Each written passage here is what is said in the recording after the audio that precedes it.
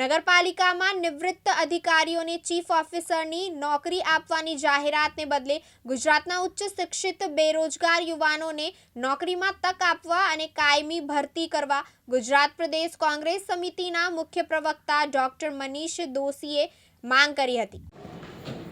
ગુજરાતની અંદર એક તરફ લાખોની સંખ્યાની અંદર ઉચ્ચ શિક્ષિત નવજવાન યુવાન યુવતીઓને રોજગાર માટે તકલીફ અનુભવવી પડે।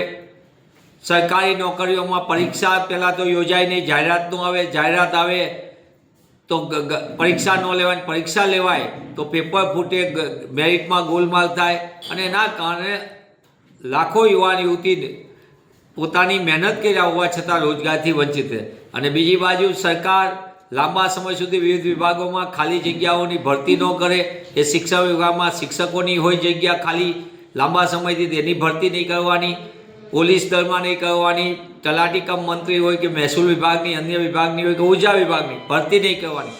ત્યારે નગરપાલિકા વિસ્તારની અંદર સરકારે ફરી એક વખત પોતે ગુજરાતના યુવાન યુવતીને અન્યાય થાય તે રીતનો એક ફતવો બહાર પાડ્યો અને નિવૃત્ત અધિકારીઓને ચીફ ઓફિસર તરીકે કોન્ટ્રાક્ટ ઉપર રાખવાનો ખેલ કર્યો।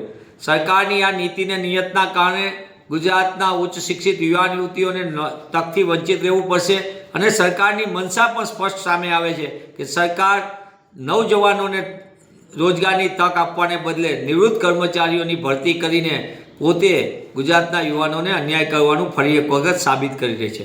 અગાઉ શિક્ષકોમાં પણ એવું કહ્યું કે યુવાન યુવતી નવજવાન જે પાસ થયેલા હોય ટેટ એમની ભરતીને બદલે નિવૃત્ત શિક્ષકોને નોકરી આપવાની અને એ જ રીતે નગરપાલિકામાં પણ ચીફ ઓફિસર તરીકે નિવૃત્ત અધિકારીને નિમવાનો જે આ કારનામો કર્યો છે તેને કોંગ્રેસ પક્ષ વખોડી કાઢે છે।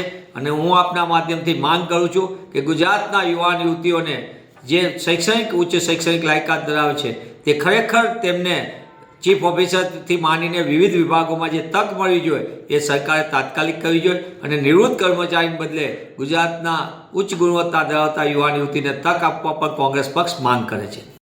ચિરાગ પાતળિયા, દિવ્યાંગ ન્યૂઝ, અમદાવાદ।